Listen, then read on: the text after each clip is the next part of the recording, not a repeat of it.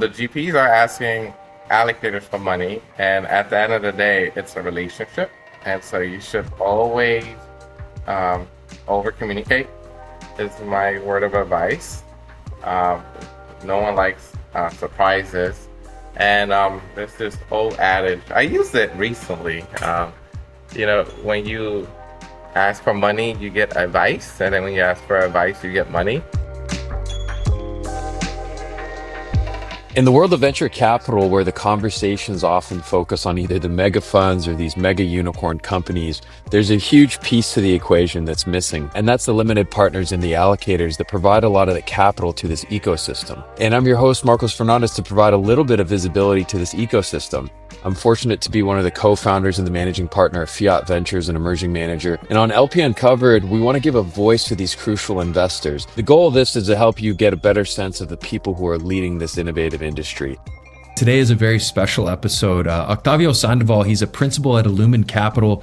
Extensive background both in direct and fund investing, not just at Illumen over the last several years, but at MassMutual. And he was one of the early KIPP students in those programs that just got off the ground. We'll talk more about that. This is a packed episode today, not just talking about what he does, but also advice for emerging managers. We'll talk about GP commitments. We're going to talk about allocation. We're going to talk about unit economics, founder dynamics, team dynamics, all the good stuff. So if you want to get a sense of what it means to get partnerships from these types of allocators, this is a great episode you won't want to miss. Let's dive on in. Hey everybody, welcome back to LP Uncovered. Today we are so lucky to have someone who I consider one of my close friends, advisors, mentors, therapists, I would even say, Octavio, maybe in some of the calls and things that you've coached me through. Octavio Sandoval from Illumen Capital, thank you so much for joining us today. Thank you, Marcos, for having me. I'm excited to have this conversation with you. Absolutely, man. Thank you so much. And as you know, right, so the goal of today is really to uncover not just, who is Illumen and what's going on in the market, but who is Octavio himself. He's got, such an incredible story, from your upbringing and all the things that you do both professionally and in your personal life, working with groups like KIPP. But for the audience, give them a quick background of, how did you get to where you are today as a principal at Illumen Capital? And, we'll kind of dive in there to learn more about the things that you're working on now. Wow. So how much time do we have? A little bit about me. My parents are immigrants from Central America. My mom immigrated from Guatemala. My father immigrated from Honduras. And they didn't have anything. And so when I was growing up in the South Bronx, I got to see the work ethic of my mom really show. She had about four jobs, and I knew education was supposed to be the avenue for me to pursue. They sacrificed so much so I could be in a position to take advantage of the educational system of America, in particular New York. And you alluded to it. I got lucky, joined the KIPP since the beginning. I was one of their founding members of their classes. And long story short, I attended KIPP first charter school at the age of, let's call it 10, so 5th grade. KIPP opened doors that I didn't think would be possible. By that, I mean I was able to go from KIPP to Choate Rosemary Hall. It's a prep school out in New England, in particular in Connecticut. JFK was an alum. And so that gives you a sense for me thinking about education and how to use it to open doors for myself. And if it weren't for KIPP. Octavio, just because, in case folks don't know what KIPP is, just because I know you and I are familiar and you're active. Acronyms. Acronyms. Oh, yeah. Talk to people. We always use acronyms, but then you don't think about the audience outside of the folks who. What is the ROI on the KIPP? Let people know what it is, because it's more than just a school, right? Like it's a whole institution. KIPP stands for Knowledge of Power Program. When I started at KIPP, this is 1998. I'm dating myself. There was only 2 KIPP schools, one in South Bronx and one in Houston. Now there are over 300 KIPP schools throughout the country, and I'm proud to be on the board of KIPP NorCal covering 22 schools throughout the Bay Area. Not to digress too much, but Octavio invited me one time to visit a KIPP school along with our good friend Brian from KIPP, and what a wonderful experience.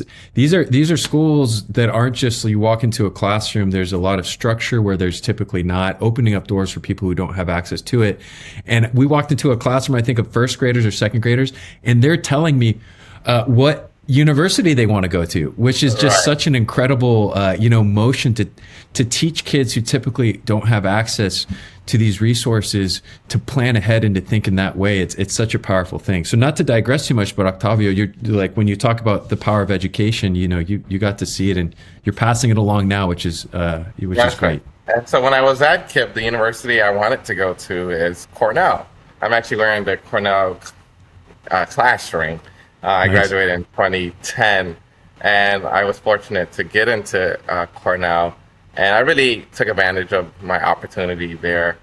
I went to Cornell to their undergraduate business program to study finance and accounting, and then I started my career 2010 at JP Morgan in capital markets, then pivoted to private wealth at Wells Fargo, realized that there's more to life than just making rich people money. And so I wanted to experiment a little bit. And the best way to do that is to pursue an MBA. It's essentially a 2-year experimentation, if you will. And so I was fortunate to attend MIT Sloan in 2015. And I stumbled upon impact investing. And by the way, when I was at MIT, I was a little bit crazy. Not only was I taking their very rigorous quant curriculum, I was also studying for the CFA charter. And so I didn't have much time for myself to sleep or to really network. And so I was just there to really focus. And so my second year of MIT Sloan, when I passed the CFA Level 3 exam, I looked at myself in the mirror and I told myself, I have to do something with this. This is a calling. It's not easy to pass 3 levels of the CFA exam. And CFA, since it's an acronym, is the Chartered Financial Analyst program, and each level roughly 40% passes. And so if you don't pass one level, you have to wait an entire year to take it again. And so and for people listening, this is almost like the bar equivalent for financial services. This is more than like one test or 2 tests to make sure that you've done your research. This is pretty extensive and provides you with licenses and certifications that are hard to do. So to do that while you're pursuing a quant focus is that's a lot of hard work. Yeah, hard work, right? And I learned that from my parents, just growing up watching them. And so I was fortunate in 2017 to land an institutional investing gig at MassMutual. MassMutual is a life insurance company. The general investment account, roughly $300 billion. And I was responsible as a director, focused on alternative investments. And to be honest, at that time, it was more credit strategies, private credit, structured credit, distress. The list goes on. And then 2020, George Floyd happened and MassMutual wanted to do something. And I was fortunate to get the call, and I was able to build out an emerging managers business. And 2020 is really the year that revolutionized how I thought about investment management in particular. And let's just say I was given a mandate of 100 million and was finding a lot of opportunities to invest in emerging managers. And so in 2021, when I finished deploying that capital, not only into emerging managers, but also into direct startups, I wanted to increase that mandate. And the response was, let's just see how the portfolio shakes out. I remember presenting to the investment committee why there's an abundance of opportunities to generate outsized return in this space. And again, the response was, let's just wait and see.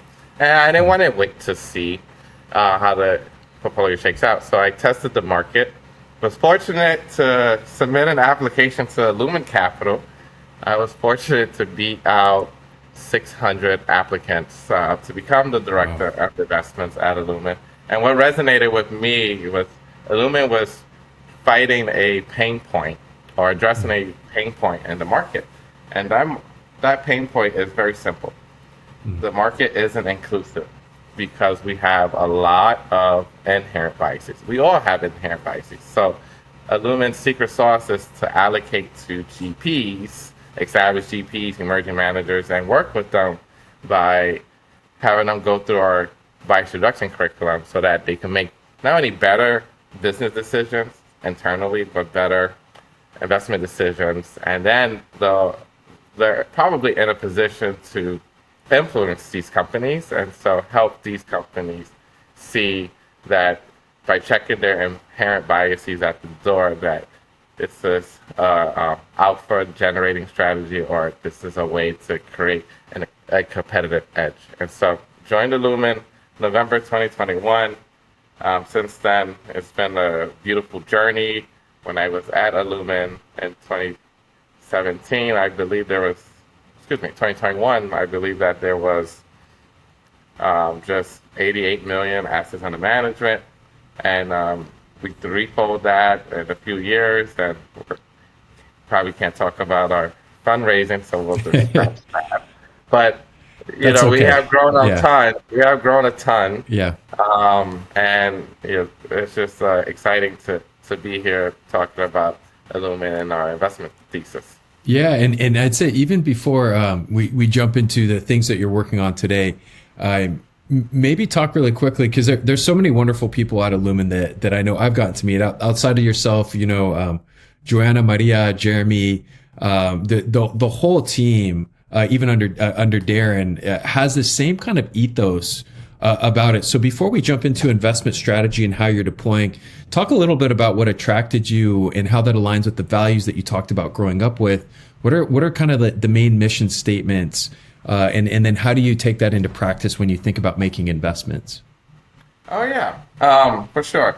And so, as context, I was living on the East Coast when I got the offer to join Illumin. That meant that I had to relocate from the East Coast to the West Coast, where Illumin is. We are based in the Bay Area, East Bay, Oakland. And so what really drew me to join Illumin was the culture. And so if you look at Maria, again, similar background. She was born and raised in Oaxaca, Mexico, and her parents are from Mexico, and she went to Stanford.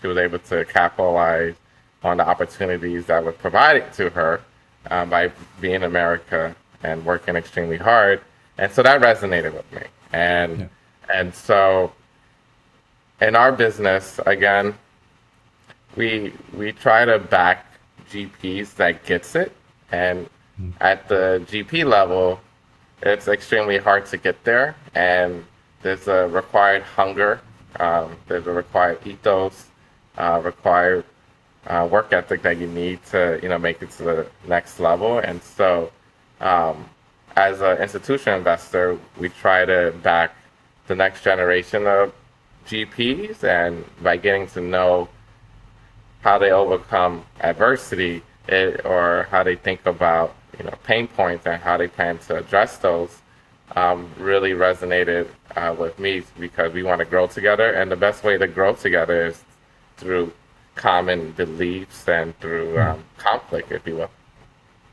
I love that. Now you kind of focus on GPs, and certainly that's a big part of what Illumin does, but I also know that you do a lot of direct investing as well. So maybe walk the audience through what types of investments are you making from Illumin? How is that structured, just so that they can get a sense of, unlike some fund of funds who are just purely focused on emerging managers or that segment, you're focused on a wider array of investments. So kind of walk us through what that looks like. Yeah, and I should say that at Illumin, we historically been a fund of funds, pure fund of funds, just focused on investing in GPs, and we noticed that there's a need to invest in direct co-investments. If you look at market, to this day, less than 2% of all founders that are women are getting access to the capital. And so that screams to me that there's a major pain point in investment management. And that just means that there's inherent biases, and we need to address that. And also, that creates an opportunity for us to show by investing, and this is just one example, women founders, you're able to unlock the potential. And once the market see the traction that you're unlocking, they tend to come in.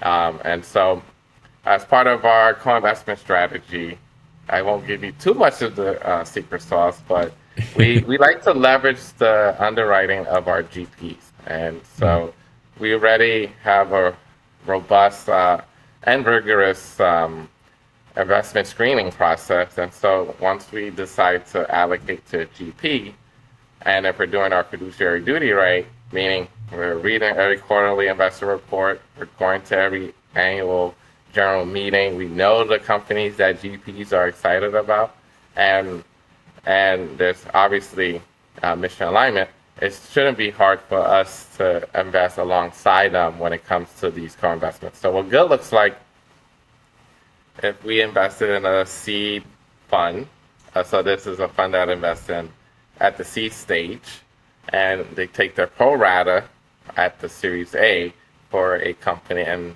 there's room for us. And so we want to be part of that, and we have a growing book of co-investments, and we're starting to see other big names come in after we make those investments, which is a good proof of concept for us. Yeah, solid indication. There's a few things that you mentioned here that I think are worth it to maybe over-explain to the audience, especially those who are just beginning their fund journey. Is there's often this question early on is, what is the value of co-investments, particularly for your LPs, for your backers? And it's a good conversation to have, early in those discussions. But in this case for Octavio, and this is something that we've actually found very helpful, is you make investments, and of your initial investments, there's certain ones that really outperform and hit that trajectory. You work with your closest LPs, have monthly meetings. They come out to your events. You make those introductions, so that then they get direct access to them in future rounds. Right. Whether you're reserving capital to do so or not, that's a huge value add. And for groups like Illumen, they have certain mandates where they can only do that in GPs that they back. But I'm guessing, and correct me if I'm wrong here, Octavio, it's really a way for you to be able to funnel out the good from the great, and to do so that then you're allocating into a smaller funnel already pre-vetted by your GPs. That's correct. Awesome. That's a big thing. So back to emerging managers, there's so much going on. Co-investments versus not. You want to create a cadence of it. We typically do 2 to 4 a year, and you can put together easier SPV structures. But it's a good way to make sure that your existing LPs get great access. 2, it's a great way to showcase potential future LPs the access that you have, and 3, it shows people the rigor of diligence that you perform within these investments. On the contrary, there's a balance, right? Because single investments are inherently more risky than a pooled investment. So you're investing into a fund which typically has, call it 20 to 30 investments. Individual ones are a little bit more risky. So you also want to make sure that you are doing your job as a manager to really vet the opportunities and not just bring anything to market, but it really has to feel special, and you need to make sure you can defend that.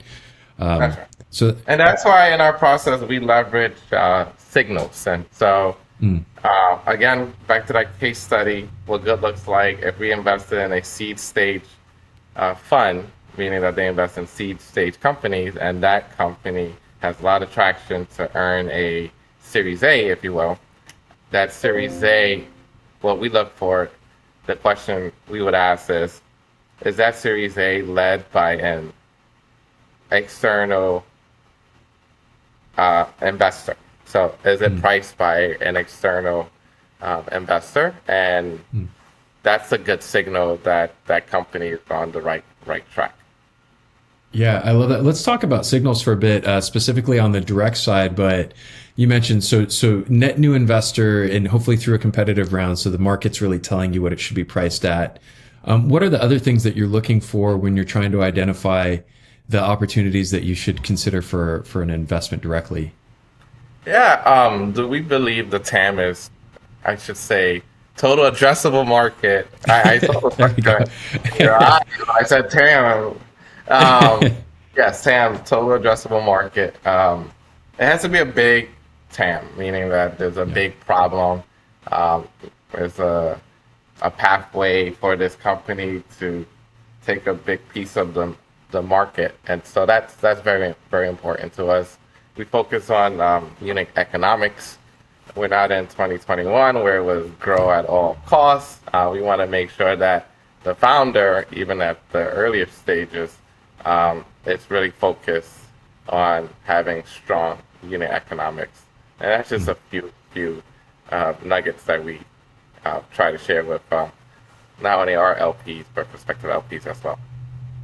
Let's dive into those, right? So unit economics, like you mentioned, 21, it was how quick are you growing? Even in some cases, how big is the wait list? Like we'll figure out monetization later. Unit economics refers to, a term around like, what is the output for the input? Is there sustainable growth here? Is there sustainable revenue generation over time? But maybe dive a little bit more into like, what are you looking for? How are you educating both, your managers and your LPs of how do you assess, good value there? Yeah, and so how much does it cost to create a new unit? And then how much does it cost to sell that unit is important. And then how much are you charging? Plain and simple. And if the focus is we're just going to have a high CAC of customer acquisition costs and the rest will follow and we can monetize down the line, that doesn't work for us. If it's we're addressing a huge pain point and there's value created by having our product out there, and we're able to have a healthy margin, meaning that you're selling more or higher than the price it costs to create that product, then that's what we like. And then obviously we do analysis on the traction and pipeline of future customers or clients or businesses that might benefit from your product. Yeah, that absolutely. And we kind of talked a little bit about, call it like the things that you can underwrite really clearly, the data, the traction, unit economics. Let's maybe shift over to some of the things that are a little bit more fuzzy is not the right term, but it's a little bit of an art and science in making these investments. And I think one of the tougher ones to really quantify are founder dynamics, right? Co-founder dynamics, founder market fit. So how do you assess the fit of the founder? How do you underwrite that? How do you compare that in value against some of the more quantitative things that we just chatted about? Yeah. So when you invest early on, you're essentially betting on the founder or the team. You're betting that they can figure it out. We all know the statistics that most startups fail. And so in our industry, a lot of folks like to back serial entrepreneurs, meaning these are folks who built businesses before, maybe have exited out of them, so they know how to build one. That's one dynamic, one piece. There's other pieces that fit, and we try to go into how the founder overcomes adversity, and really trying to understand the founders. As part of our process, we try to meet with the founder in person and develop that relationship. So when that founder is in the market to raise a round, we already know that the founder's been vetted and fits our DNA. And the DNA is very simple. You have to be very scrappy. The market is hard. And despite all the odds, have you been able to overcome those odds? And what is it about your DNA that helps you overcome those odds? And that gives us the comfort when we tend to back these founders. Yeah, I love that. There's a little bit of an it factor in going after these. You'd mentioned serial entrepreneurs, just those who have gone through this before. Obviously, it's better if it's come out to some sort of exit that you can underwrite, but also it's okay if those companies ran into challenges, because you just want to make sure that someone is willing to learn from it. And I think the other thing that is important, right? It's not just someone who can run through walls, but someone who knows which walls to run through is also something that you see with serial entrepreneurs. They tend to know how to prioritize certain problems or challenges or navigate them a little bit more seamlessly because you've done that before. So kind of shifting over, we talked a lot about directs, but you also spend a lot of time in non-directs, right? So you're focused on fund managers. What are some of the similarities between how you underwrite opportunities, and then what are the big differences between those? Yeah, that's a great question. And so the mindset is pretty similar. So Marco, you're a GP and you invest in startups. I think our mindset is very similar. If you look at emerging managers, for instance, these are fund ones. And so when you think about investing in fund ones, I should say they typically are fund ones. And so when you're thinking about that, think of GPs and how they underwrite for, let's call it a seed stage investment or a Series A. It's pretty similar. So it's like, okay, well, you have limited information around their traction. And so what are you betting on? You're betting on the team to actually figure it out. And so there's a lot of similarities there. And that's just one good example. Yeah, I'll tell you, I've developed a lot of empathy for allocators and sitting in your shoes through events that we've presented at, but I've sat in at like the Raises of the world or some of the things, and we've also developed such an incredible set of friends and peers who are also emerging managers who are so incredibly talented and really good at what they do, and so it gives a lot of empathy. Similarly, for how we look at founders, there's a lot of really great founders, a lot of really great stories, so it's difficult to come to that conviction. And I don't know if there's ever a perfect deal because there's a lot of opportunities out there in market shifts. So a lot of times you're betting behind teams who can figure it out and make the right decisions at the right times. We did spend a little bit around like unit economics for direct investments. Is there any equivalent that you look at for emerging managers, though? I know if you're a fund one, it's pretty difficult. But what are some of the quantitative fundamentals that you really spend time on when you're evaluating? Yeah, and this one might be a little controversial. Those are the best. Well, let's go there. Let's make this podcast spicy, if you will. And so the GP commitment is our equivalent of unit economics. And what I mean here is, does that GP have enough skin in the game? And the reason why this is controversial, one, sometimes a lot of the GPs that come to market as emerging managers, they don't have the wealth to, start their fund. And so you'll see promissory notes, meaning that they'll, allocate the management fee to, actually, let's not get that technical, but let's just say it's a cashless mechanism to make sure that they aren't cash constrained when it comes to building that firm, building that fund.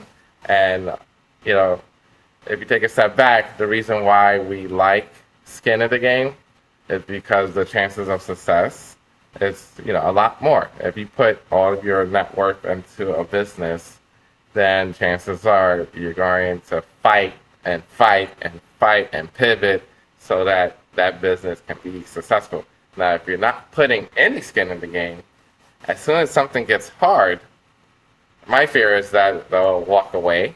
And so that's why we like to look at GP commit. And obviously, we have to you use the word empathy, Marcos. Yeah, obviously you have to have empathy, and part of our diligence is, if you came from a fund that, wasn't established and you have good traction in terms of deal flow and you have a track record and you want to start your own fund and you're not, there in terms of wealth. So we'll honor the same. You won't say no to that GP just because they don't have enough skin in the game, but it is one important factor.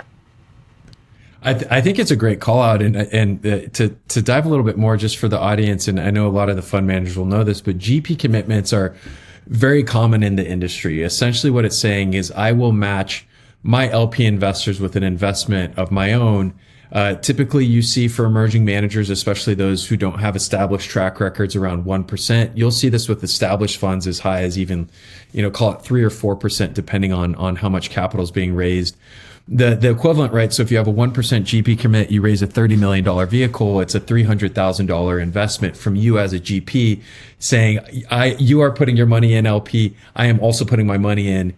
And it's really a mechanism that's historically been in a lot of these asset categories, not just venture. You'll see this in PE sometimes as a way of saying my money's into, therefore I have a long vested interest in not just being stewards of your capital, but returning you cash on cash returns over time, because I need to return myself cash on cash returns.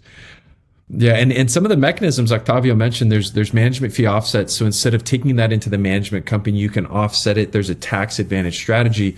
But to Octavio's point, it means that there's less money that has to come from the GPs to contribute, which can throw off some questions around that. So Octavio, this is a big topic. And to your point, it's very different by GP because everyone has their own circumstances, their own backgrounds, parents that they're caring for, how have they done successfully professionally in the past.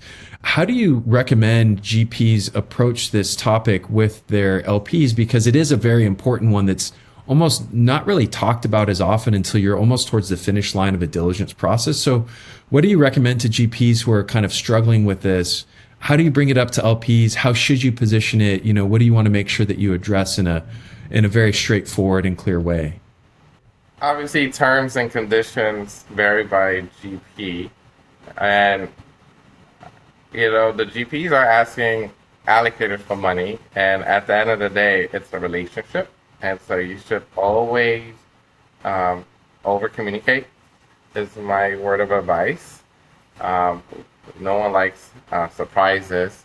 And there's this old adage, I used it recently. When you ask for money, you get advice. And then when you ask for advice, you get money. And so if I'm a GP and you're not raising, I think that's the best time to fundraise. You're not currently raising. And you're just literally building your network and pipeline of prospective GPs, of prospective LPs. I would, ask these prospective LPs questions about everything. Questions around your thesis, your strategy. How do you think you should, market yourself? And then that just shows coachability. And how should you think about certain terms, whether that's the GP commit. And then when it comes time to come to market, you go back to those prospective LPs and you say, hey, thank you so much for the advice. This is what I've done so far. I'm actually in the market. Would love to have you give me feedback on the data room.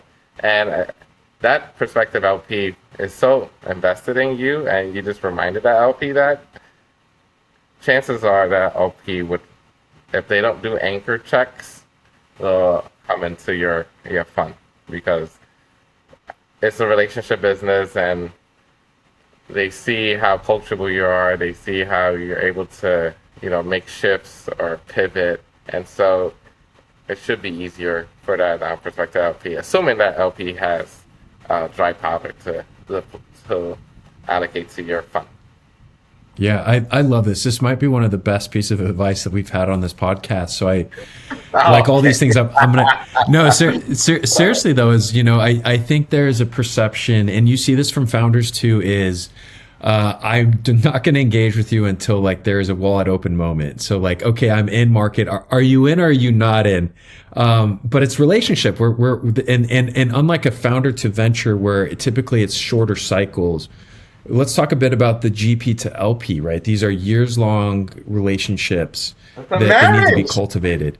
It is a 10-year, it is a minimum of 10-year marriage, but if you follow on 2 or 3 funds, you're looking at, a 15, 16, 17-year marriage. Yeah. So you gave some great advice just around seeking advice, but, talk a little bit more and maybe help when GPs think about prioritization, right? Because, candidly, and probably for the oversharing on this, but like when I look at our CRM, we've got, over 500 names of people that we've engaged with at some time period. So you also, as a GP, need to be mindful of how do you, allocate your time accordingly. So what advice do you have for GPs when they're thinking about, not just cultivating relationships, but where do you allocate that time, and how do you respectfully qualify opportunities without, burning bridges or relationships?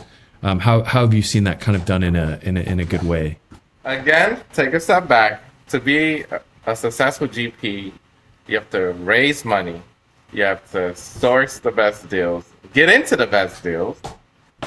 You have to work with your portfolio companies to, add value or to drive value.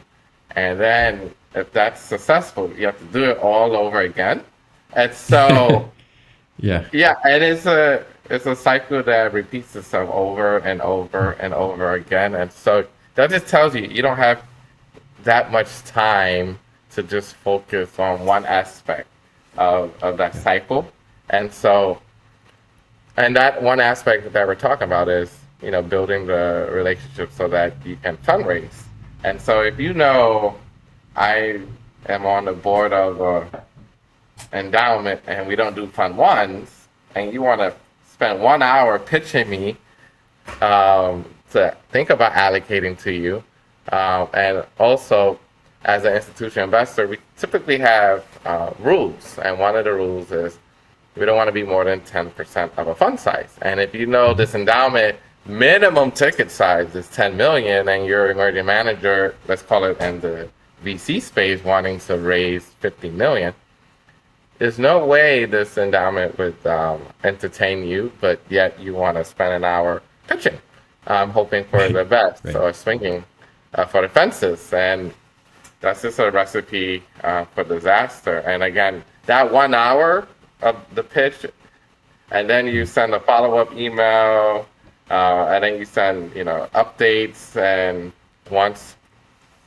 performance is better than the market, then that creates FOMO. That creates excitement about, oh, you're in the market for another fund and you crushed it with your initial fund. Yeah, I would love to listen, because you were able to generate not only TVPI, but you were able to generate DPI. So that would be my advice there. Just focus on the prospective LPs that makes sense, and it requires discipline. And when you're not, fundraising after you raise your first fund and deploying capital, then it probably makes sense to check in with the hotter names. These are the big, stickier tickets from institutional investors like endowments, pensions. Yeah, I think this is great advice, and it's one that we give to our founders, right? Is we almost say disqualify quickly, in the sense of if a founder starts a call with a VC, you should say, I cannot wait to share more about what I'm building, but before I get started, do you mind if I ask some questions about you? For founders, it's typically, where do you invest? Is this a thesis fit? Do you lead? Do you co-lead? Do you participate? What is your typical check size? Do you have ownership? There's a few things there, but what you find is it's when founders ask that question, sometimes it can feel uncomfortable, but if you do it in a genuine way, it actually, in the VC signal, sets a good standard. It's like, okay, you understand the game. And it took some time, for us, but it's the same thing for GPs with LPs. It's catching up. Has anything changed? And respectfully asking these questions. But if it's an early relationship, to your point, if you're talking to an endowment who has a 10 million minimum and 10% threshold, this is someone who you should build relationships with and meet with twice a year over a long time period, as opposed to going all in, because there's no way that they can even take the time to allocate. And maybe other thing to kind of get your perspective on that we've seen be good with building LP relationships is LPs are also fundraising. So LPs are not all the same. We can kind of dive in for Illumen and what that means, but there are certain LPs who are also raising from groups. So one thing that we see be really helpful is, certainly if we know an endowment, they can't allocate into us, but they can allocate into a potential fund of funds or LP. So one of the things that can work really well as a GP is, don't necessarily disqualify these long-term relationships, but what you can do is you can turn a no into you into a potential yes into someone else. And it just cultivates this goodwill around what you're doing. And tell me I'm wrong here, but if you can help an LP get a check from a large endowment, you can bet that all of a sudden the value that you drive to that firm and the way that they look at you shifts a little bit because they can see that you understand the way the game is being played. Correct. Well said. That's awesome. We can spend a ton of time into here, but I want to be mindful of our time. I've already learned a ton of things, so I'm going to shift into a quick fire round with you, Octavio, and want to pick your brain on this. So we talked a bit about this indirectly, but what are maybe one or two things that emerging managers do that you wish they did less? So what are some of the bad habits that you see almost become the common practices that you wish just didn't exist anymore? Yeah, so as an emerging manager, you're fund one, maybe fund two, and so the pressure for success is much higher, and so you just want to show the great, the good, and exclude the negatives or the bads. And at the end of the day, this is a relationship business, so communication should always be there. And so we want to hear the good, the bad, and the ugly. And so what I've seen is, for instance, with like valuations and as a fund of funds, we see companies that other funds are in as well. And so we'll see if that valuation is consistent across. And there was a company that there was a markdown in valuation. And I asked one of the emerging managers that has exposure to it, why is the valuation the way it is? And the response, was not genuine. And so that's an issue. So that's one thing that we could work on. Two is double down on the fundraising efforts, which takes away time from what makes you great. If you're probably great at fundraising, you're probably not great at when it comes to, picking the best companies. And then if you're great at picking the best companies, fundraising should come because you're able to, generate alpha. And a lot of institutional investors are looking for ways to, grow their balance sheet so that they can make great investments, or, if you're an endowment, give money back to the university and help grow the facilities, if you will. Yeah, those are great advice as always. Vice versa, what have been some unique things that you've seen some emerging managers do that you wish more did, or maybe creative ways of having themselves stand out? Yeah, they really know the LP, and so with our emerging managers, they know we have pools of capital for established GPs and obviously emerging managers. And so they'll always ask me or Illumen, what are some things that the established GPs are doing that you think we should incorporate? At the end of the day, we don't want to be at the emerging managers bucket or be labeled emerging managers. We want to graduate, if you will. And so this is a good question that you should be asking. And again, remember the DNA that we like, pivoting, being able to, roll up your sleeves. And these are the folks that tend to be more successful because they're always asking the right questions and they're always pivoting so that, whatever the market throws at them, they're ready. Back to, if you want great advice, ask for money. If you want some money, ask for great advice. It's showcasing that you're thinking of things the right way. And would you say that's a little bit around firm building? It's talking to managers and they're asking the questions because you can tell that they're looking ahead towards future funds and the steps they need to take to get there. Yeah. Yeah. Awesome. Jumping ahead, because that's a whole thing that we could spend time on, but I want to be mindful that we've already taken up a lot of yours. Is any podcasts that you listen to regularly that you recommend for not just emerging managers and VCs, but just folks in the space? Wow. So at Illumen, we love Charlie Munger and Warren Buffett. Yes. We read the Financial Times every day, Wall Street Journal every day. I read The Economist every Saturday. And, a lot of the books that really resonated with me happened to be by David Rubenstein. There's one that's How to Invest that I really like. And so it's just essentially a book of the world's most famous investors, doesn't matter what the strategy is, and how they think about it. And so when it comes to, coming up with your investment strategy and why you think you'll succeed, I think everyone should read that David Rubenstein's How to Invest book. That's a great recommendations all around.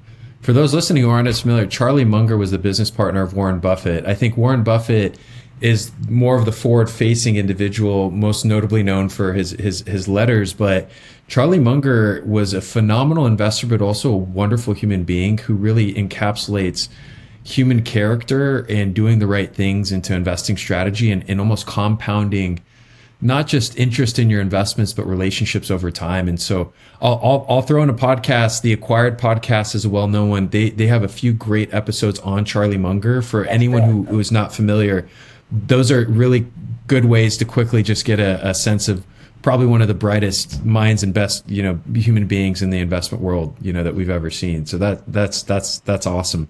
Octavio, this is amazing. Any parting words, anything that you want to leave people with today? Yeah, just keep fighting the good fight. If you have an investment thesis or you're trying to solve a pain point and you think you have an edge, fight the good fight. And if they want to share with you the fight that they're fighting, what's the best way to get in touch either with you or folks from Illumen? I promise to not give out your cell phone. We love inbound. We love inbound. We respond to every inbound request, and so my email is fine for sure. Cool. Thank you so much. This was a great one. Email, LinkedIn, ping me. I'll send you his cell phone. Just kidding. No, Octavio, this is awesome. I learned a ton from you. Your cell phone then. yeah. All of a sudden, I'm going to get a bunch of spam.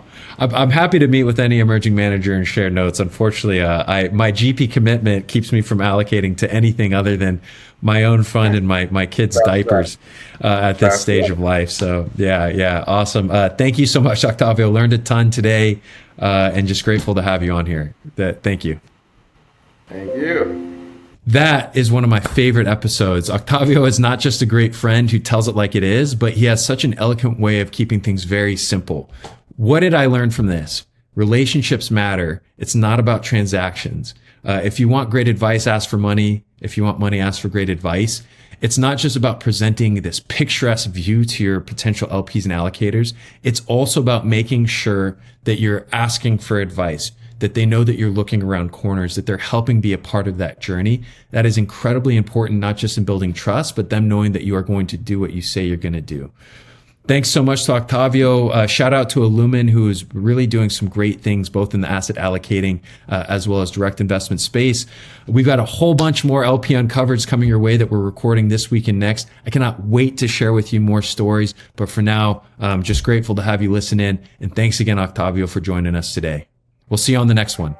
And that's a wrap for this episode of LP Uncovered. I'm Marcos Fernandez. I'm one of the co-founders and managing partners of Fiat Ventures, and we appreciate you listening. We'll see you next time as we continue to uncover this world of limited partners and allocators that play such a key role in both the founding and funding of these world-changing and innovative ideas and founders. To explore more insights, you can find a lot more related to this publication and other publications on lpuncovered.com.